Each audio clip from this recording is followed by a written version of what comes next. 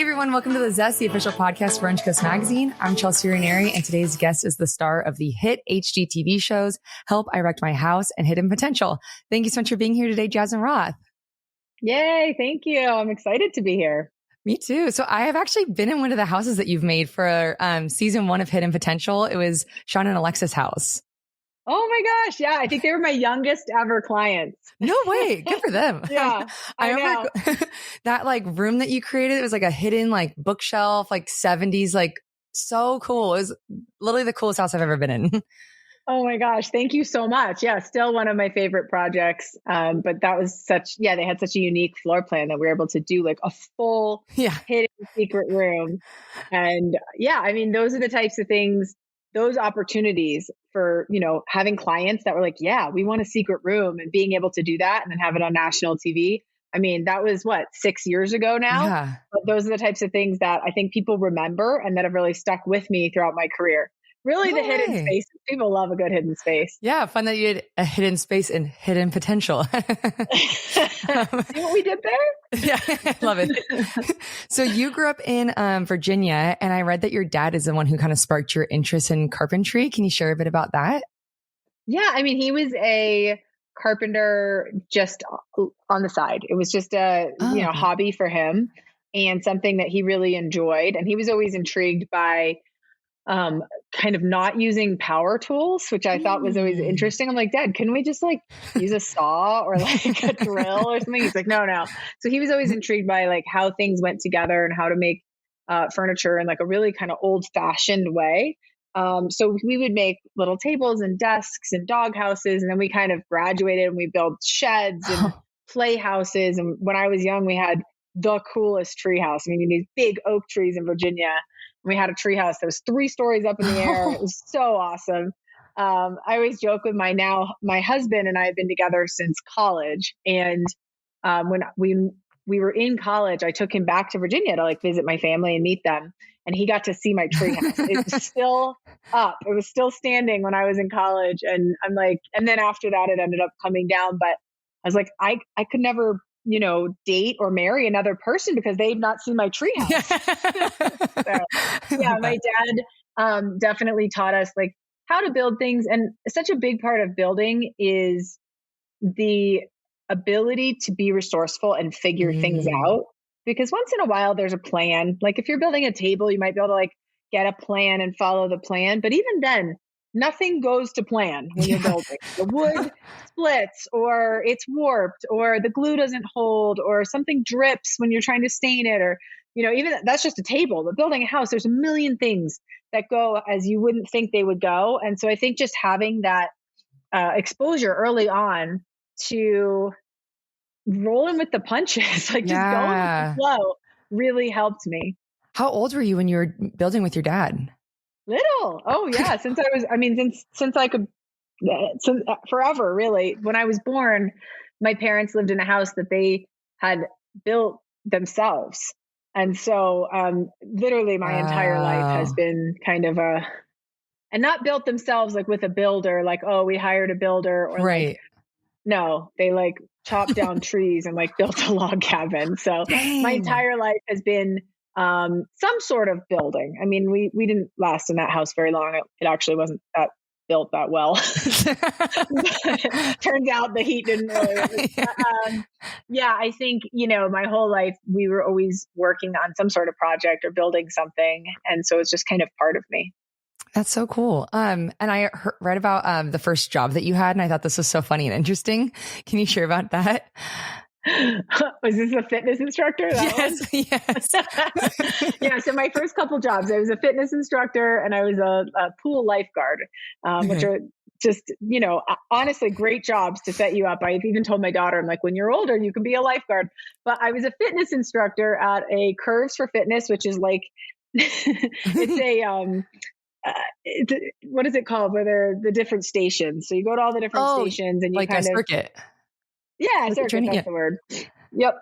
And so circuit based, it was like the OG, like original circuit based training. And it was awesome. It was for women. It was a super like positive, uplifting atmosphere.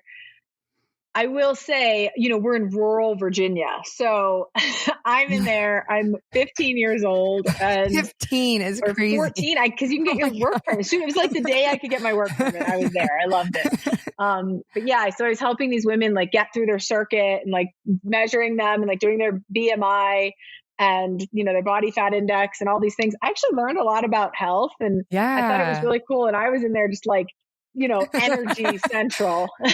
That's so cool. I love that. Yeah. So you ended up graduating from Northeastern University, Boston in 2008 with a business degree in entrepreneurship and new venture management. I'm not entirely sure that I know what that means. How did you come across that major and what did you choose that? So Northeastern's a really cool school. Shout out to Northeastern University. It's in Boston. And it is a school that offers a lot of different opportunities and a lot of majors, but I was really intrigued by their business program because they do what's called a co-op program. And so you actually go and work. It's not an internship. You take time away from school, 6 months, 3 times before you graduate. So you graduate with a year and a half of experience, real life work experience, which, I mean, I graduated in 2008, right? We were in a recession. Oh, right. And it was a really hard time to graduate. But luckily I had that work experience, which means I could at least answer a phone, right? I knew how to answer a phone. I knew how to draft an email. I had that like first year and a half of work under my belt. Yeah. So I did have a little bit of a leg up on some of the other, recent college grads. But yeah, entrepreneurship and new venture management. I knew I always wanted to own my own company. My dad is an entrepreneur. My mom is an entrepreneurial spirit. And I was always surrounded by entrepreneurs. And so I knew that that was something I wanted to do. So when I saw that major, I was like, I wonder what this is all about. And really what it was teaching you how to run a business, how to read financials, how to write a business plan, what your focus should be as far as like an exit strategy. And if you're going to acquire another business and drafting contracts and like, it kind of sounds boring, but at the end of the day, anyone who owns their own business they're nodding their head right now and going, yep, that would have been helpful. So I think it was an amazing kind of jumping off point for becoming a business owner.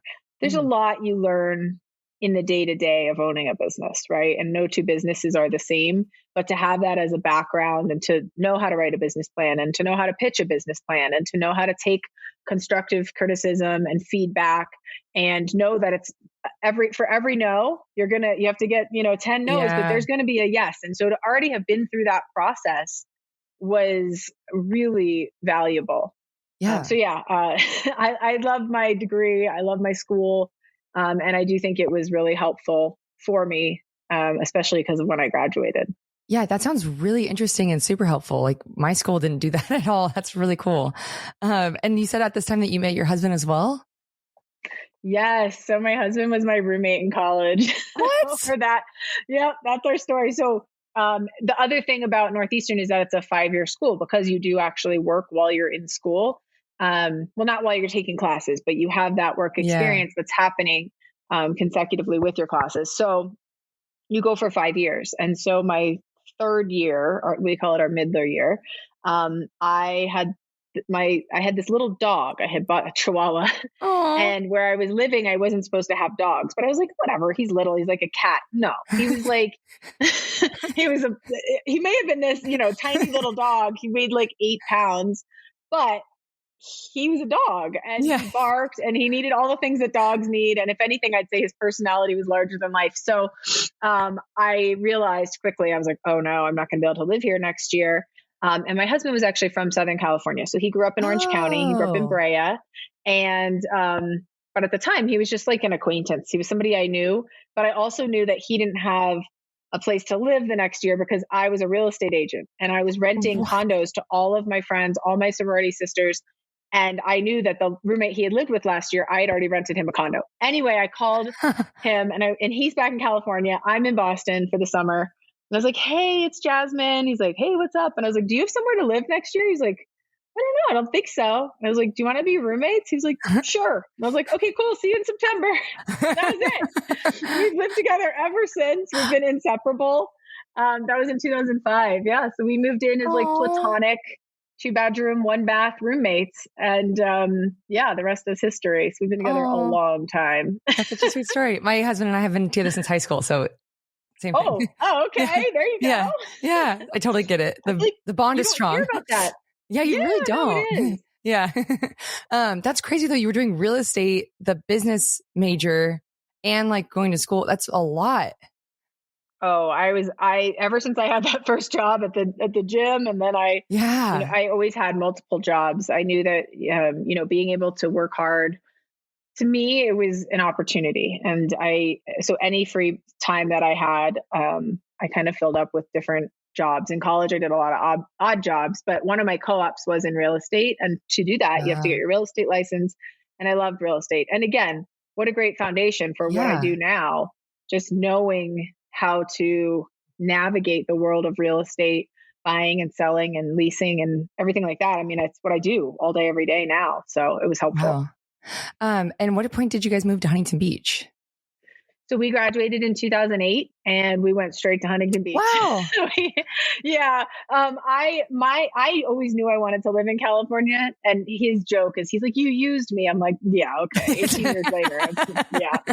But, so he was from Southern California and his brother had moved from Brea, where they grew up, after he graduated, to Huntington Beach. So we would always go visit them. And it was just such a fun vibe. And we loved the community. We loved the idea of being by the beach. There's a lot to do in Huntington Beach. And so for, fresh college grads, that was where we wanted to be. And so we rented we had a roommate, actually 2 roommates, and we rented the apartment that we could afford. And the rest is history. We've lived in Huntington Beach ever since. And when you guys moved out here, I saw, this is creepy of me, but I saw that you were working at PIMCO. Is that right? Yeah. And so I worked for, go ahead. So you were doing that. And then you were also doing you're building your future home and an investment property. Again, so much, you have such a crazy, great work ethic. Like that's so much to take on. In retrospect, I'm like, what was I doing? But at the time, my husband and I, we both worked in corporate America straight out of school. So his family owns a staffing company. They're actually Orange County based, but have a national footprint. And I went into business consulting, and then I ended up going to PIMCO and working in their corporate social responsibility department, which I loved. It was a lot of like corporate giving and the volunteer program and just being a part of all of the kind of giving back side of corporate America. I loved it. And I probably would have stayed in it if not for the fact that we also at that same time, while we're both working, full-time plus getting our careers off the ground, decided to buy a piece of land. And in Huntington, we have those tall, skinny houses that are all kind of in a row. And so we bought a piece of land it was on a short sale. So it was like priced pretty well. Okay. And we were familiar with like a local builder who had kind of turned us on to the idea that we could build on this piece of land and he would help us, and we could build a house for ourselves and a house as an investment property right next door. And the one that you sell offsets the cost of, your own home. Smart. Which to us, as young wannabe homeowners in Orange County, that was a really big opportunity. So his parents, actually my husband's parents, helped us do that. And we had to, and then take out some loans, and we did the whole thing. And the problem was that it was a lot more work than we realized from the design and decision-making side. So the builder was great, but he could only execute a plan that was given to him. Like he's like, hey guys, what cabinets do you want? What countertops do you want? What floors do you want? And there were so many decisions and we knew nothing. We knew absolutely nothing. We'd never designed a house. We'd hardly even decorated a house, right? Let alone like built a house. And so there was not enough time in the day. There wasn't enough time to work full time and then try to go collect tile samples and learn about the different types of tile and how they would all go together. Let alone like one house would have been a lot, but we were doing 2 and we wanted them to be unique and beautiful and custom. And it was a huge investment. So about 2 years after we bought the property, I was like, all right, we got to do something, because we are, our capital has been outstanding now, our loan is coming up, and we need to move. We need to move into our house. We need to sell this other one. So that's when I actually left corporate America. I gave my 2 weeks notice, and 2 weeks later I was on the construction site, and I was like, all right, let's get this done. Like, this is going to be great. And it was great. I loved it. I learned so much every day. I was there as like the cheerleader / comic relief / organizer. And really that's what I brought to the table at the time. I was motivated to get these projects done in a timely fashion. And I knew that I could be resourceful and figure out what needed to happen to get these trades to work together, but also get them the answers they needed so that they could do their jobs. And I learned so much. I knew nothing when I started those projects. And by the end, I knew a lot more.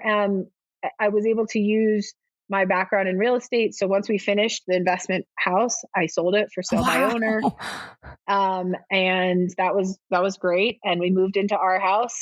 And then it was like, okay, am I going to go back to work? And I'm saying work, quote unquote, because the investment house made us a lot of money, right? Like it worked. It helped offset the cost of our house. And I was like, wait a minute, like if I could do this again, then I don't have to go back to work. I can just do this. Because to me, I loved it. It didn't feel like work, even though I was, out of the house, running around all over Orange County, meeting people, vendors, trades, all kinds of, I had the best time, but, so I was like, you know what, let's do it again. So I raised capital, found some investors. We bought another piece of land. We built 2 more houses, sold both of those, and just continued to do that, throughout Huntington Beach. Wow. So built a lot of houses those first couple of years. And is this how you started your company, Built Custom Homes? Yep. Yeah. Awesome. So when I decided not to go back to work, that's when I started my company. So cool. And what were you doing for Built Custom Homes? Like, what was your, I guess, like title? I was the owner. I was like, I'm going to start a development company and we're going to build houses. And so I will do whatever it takes to build those houses. I did the design. I still do this. The design.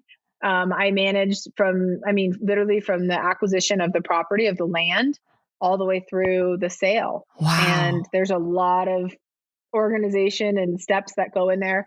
At this point, we have designers and we have, many, many trusted trades that we work with. We have architects and engineers and you name it, really. But general contractors that I've worked with for years and years, and then all the trades, and then real estate professionals. And to make a project like this happen, there's also a lot on the administrative side. You have the funding, and you have bookkeepers and accountants, and it's a lot that goes into developing property. Yeah. And what point did the HGTV producers end up finding you? So a couple years in, I had been building all of these big projects, but they were multi-year projects, right? Like each house took at least 18 months, if not 2 years, from the time you buy the land to the time you sell the house.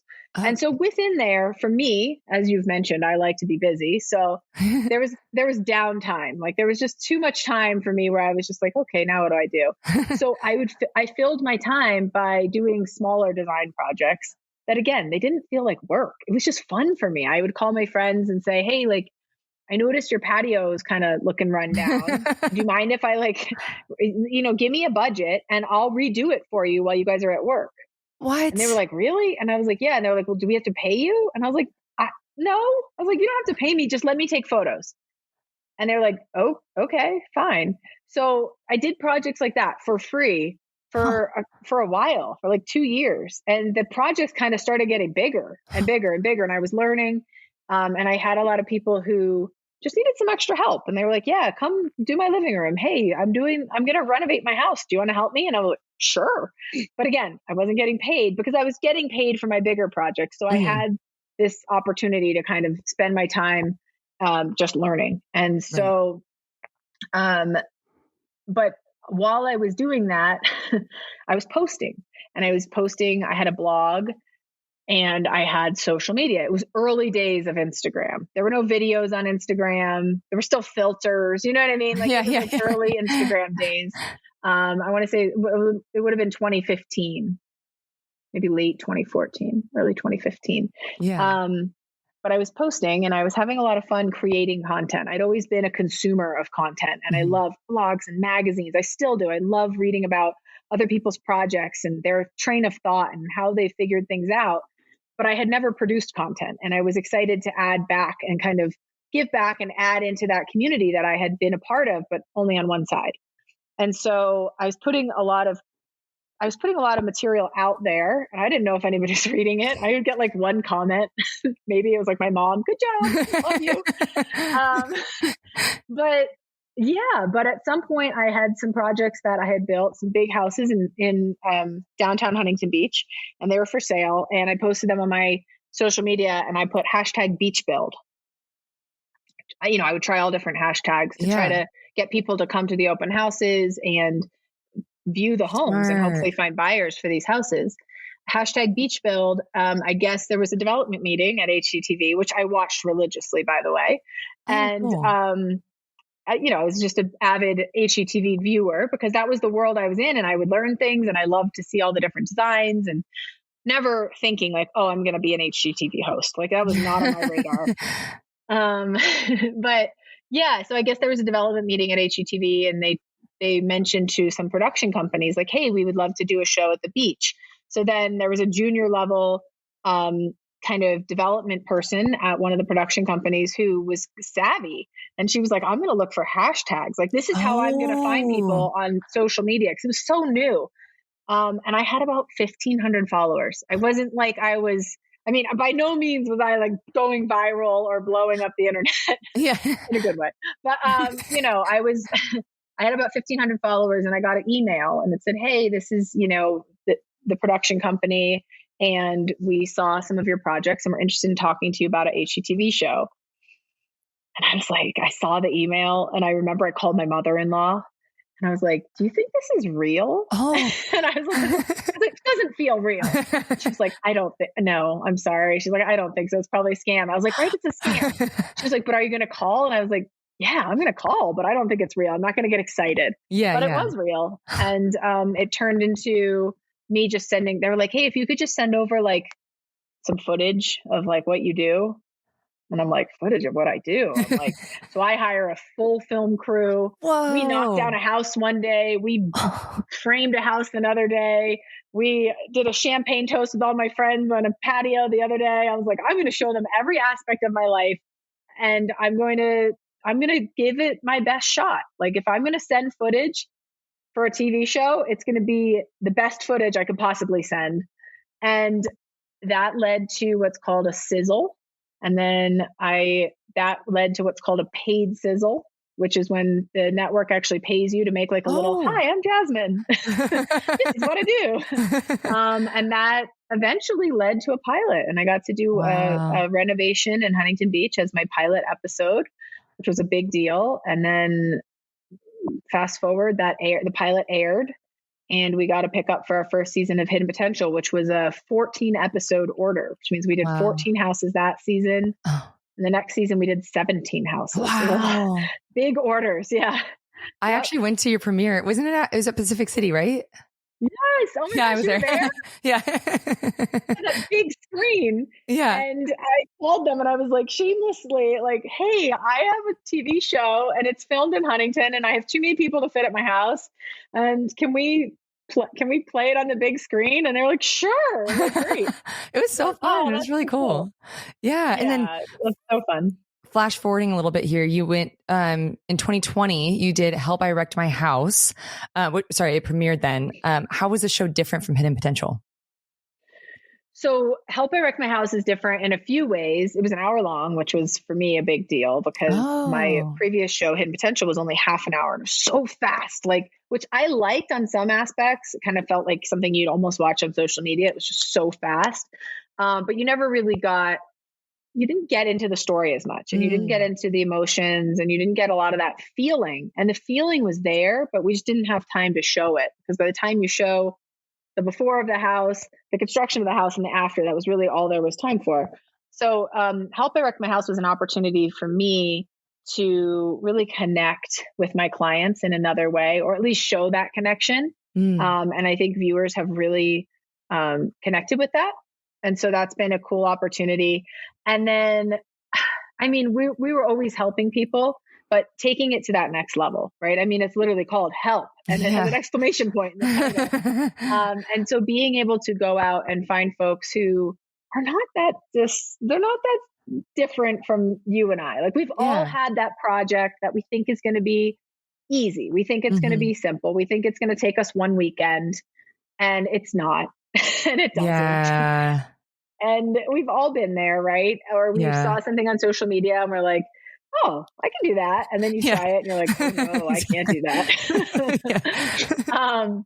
For me, luckily, it usually happens with recipes. Like I'll see a chef or like somebody make something and I'm like, oh yeah, I got that. And it just doesn't look anything like that. It doesn't taste. I'm like, oh man.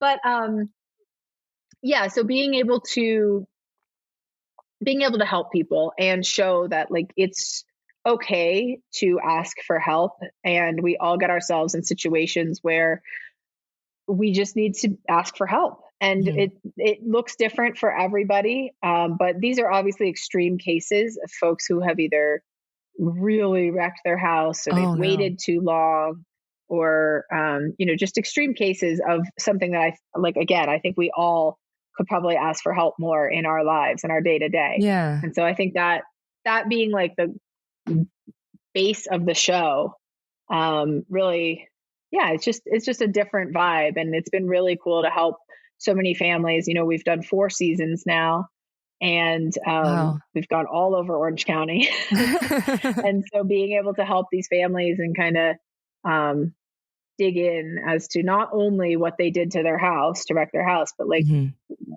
why did this happen? And like, how can we make sure this doesn't happen again? Yeah, definitely. And then the next year you published your first book called House Story: Insider Secrets to the Perfect Home Renovation. What was this process like and what inspired you to write a book? Oh man. I've always wanted to write a book. Disclaimer. I mentioned earlier, I love blogs. I love magazines. I love books. Anything that's like somebody sharing their story or their skills or their talents or like how they do something, I'm in. I'm all in. Yeah. And so I knew I always wanted to write a book. I wasn't sure what the book would be, and I wanted to make sure that it was something that would help people.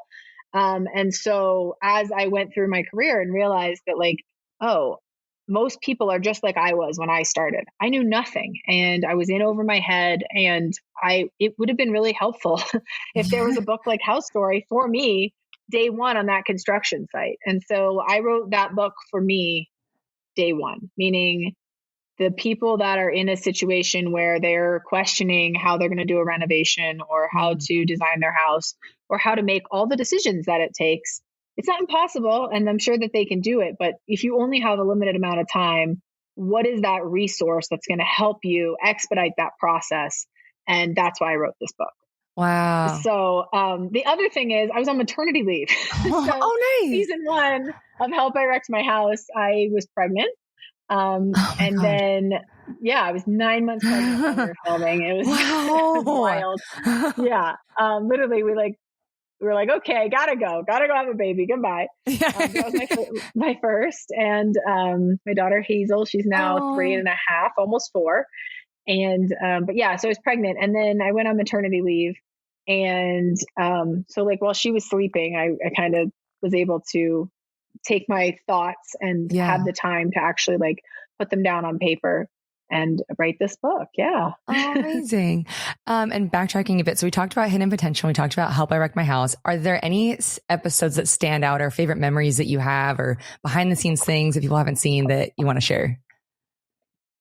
Oh my gosh, there's so many. Well, I will say that there's a big team. I started out with a really small team, but even a small team for TV is a pretty big team when you start to put it all together, because you not only have the TV team, right? You have maybe a producer and you have a showrunner, and then you have a camera person or 2. You have an audio person. And so suddenly you're like, anywhere you go, it's reality TV. So it's not just you, it's you with like all these people around you.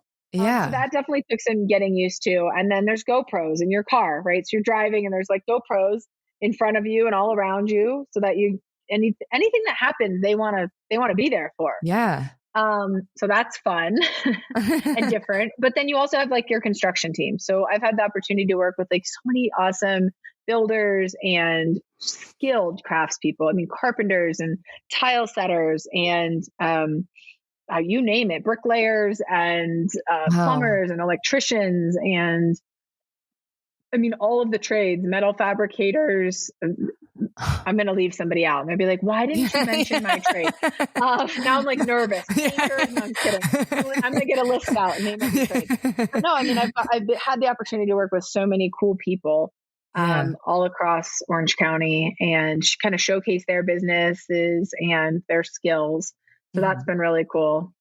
I think one of the really like the nicest things about working in Huntington Beach, particularly, and just Orange County in general, is that at the end of every season, and you were there for one of them, but at the end of every season, we would have a wrap party, and everybody that worked on the show for that season would come to the wrap party. And we always try to have it like somewhere that was, so we've had it at Sandy's, which is like down below. Yeah, how Duke's cool. there. So we have it down at the beach. We try to have it at the beach. We had it at Sea Legs on the beach one year. That was really fun.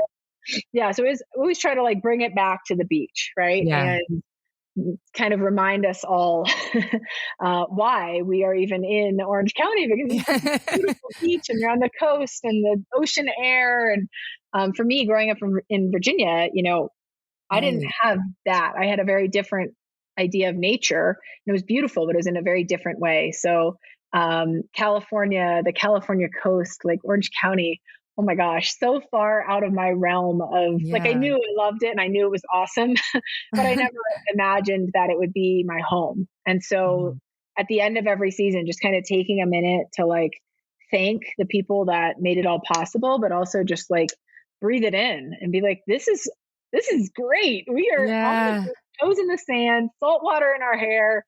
And every year that group gets a little bit bigger, right? The show gets a little bit bigger. And so I think, just taking that moment to like realize how surreal it is, that's kind of what I look back on. That's what I remember. I love that. And then you announced last year that you're moving to Utah. What made you want to make this move? So we announced that we were spending our winters in Utah. Oh, winters. Okay, got it. My research was wrong. No. Your research is not wrong. We did moving, but it was just for the winter. And so we've been spending our winters in Utah for years. We actually, my husband and I got married here. We love Park City. And we got married. Cool. We got married in Park City in 2013. And then we bought a little tiny place here that was just like a little getaway for the weekends in 2015. We shared it with the rest of his family. And then, we've just kind of over the years realized that like, this is our happiest place. Like in the winter, it's totally different. Right. And you get to have that, but like, even right now, I'm here right now. So I'm like looking out the window and it's like snowing and it's beautiful. It's sunny, but it's snowing. Like where else do you get that? Yeah. Right. So, we just decided to really like lean into winter, and take a little break. And then when we come back, it's like, we're invigorated and we just kind of have even that much more of a, we just kind of love everything that Orange County has to offer as well. Yeah, it's the best of both worlds. So in addition to everything we've talked about, you also launched virtual consultations for built custom homes. Also, by the way, obsessed with everything on the Shop by Jasmine Roth. I encourage everyone to go check out those projects. Everything is so pretty on there. And then you've also been on the Today Show and the Drew Barrymore Show, which is so cool. What can listeners look forward to next? Oh my gosh. Okay. So thank you for like doing amazing research and going through everything. Okay. The Built Custom Homes virtual consultations are really cool. I'm always adding design. Like I work with designers every single day. And I think that, as again, putting myself back in the shoes of the person who knew nothing, didn't know who to call, didn't have any help when I was trying to do my first ever home project. How helpful would it have been to have been able to get a virtual consultation from a vetted designer?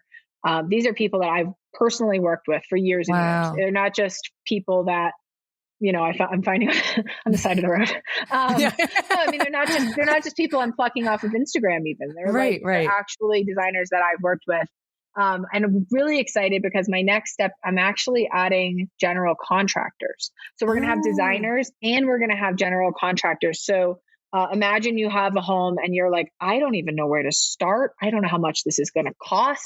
I don't know if I should do the bathroom or the kitchen or I do them at the same time.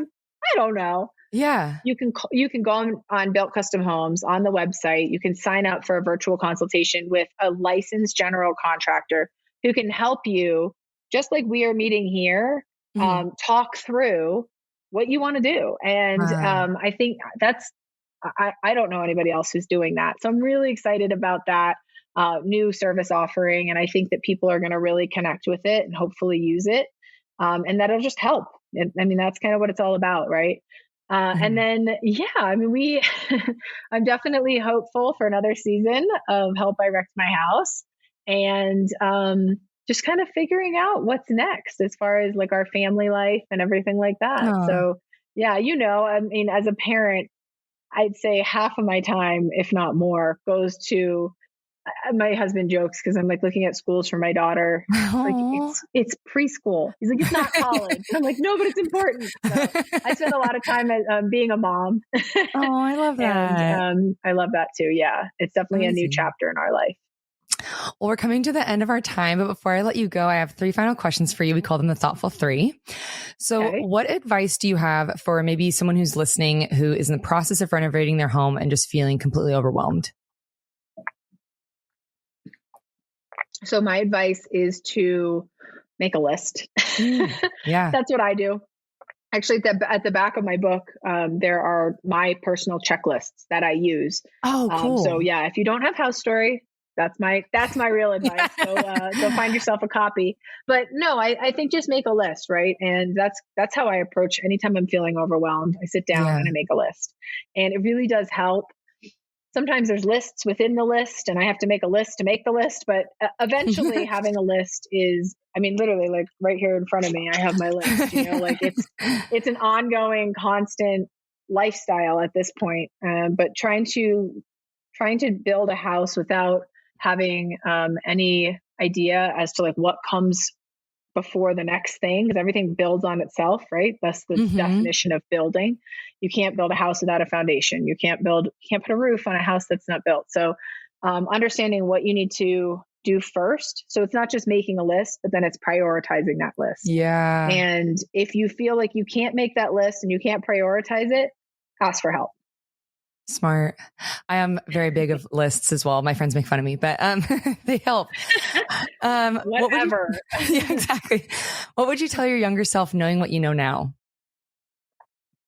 I think, there's a stigma around failure, and I've luckily dodged that stigma my whole life. And I wouldn't say I don't care if I fail, but I've definitely been less failure averse than other people I've seen in my life. And the older I get, the more I actually crave failure, because I know that if I'm failing at something, it means I'm outside of my comfort zone. It means I'm trying hard and I'm going to figure it out. Right. And every time we fail, we learn. If we're not failing, we're not learning. We're just doing what we already know how to do.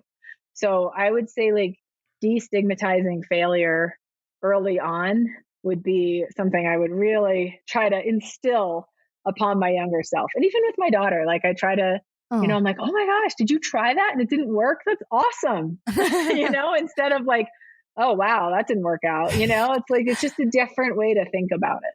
Yeah, that's a really good way to think about it. And then lastly, what has taking risks in your career taught you? I think measured risks are the way to go. I know on paper, it might sound like I've taken a lot of risks, but truly, I feel like they were measured, and they were because of my background. What might feel like a risk to others, to me, maybe it wasn't as big of a risk. So some of the ways that I actually mitigate risk, I have this thing, I always say it to everybody around me. I'm like, stay in your bubble. And it's kind of like stay in your lane, but not so much.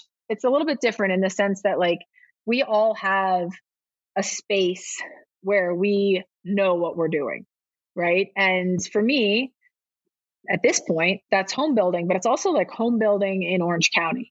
And that's not to say that, I don't build houses other places, because I do. And it's not to say I don't work in other areas or, dabble in, maybe I'm going to build something other than a house, but still, like, staying within your bubble and having your main source of income in an area that you really know, and then using, the extra time. Like when I used to work for free, that was my extra time. And I used that to progress my career. So I would say take smaller risks in areas that you don't know, and keep your main hub within your bubble. And with that, you still have the opportunity for growth, but it's not as risky. And it may feel risky, but really, as long as you've got your feet planted in your bubble, you're okay.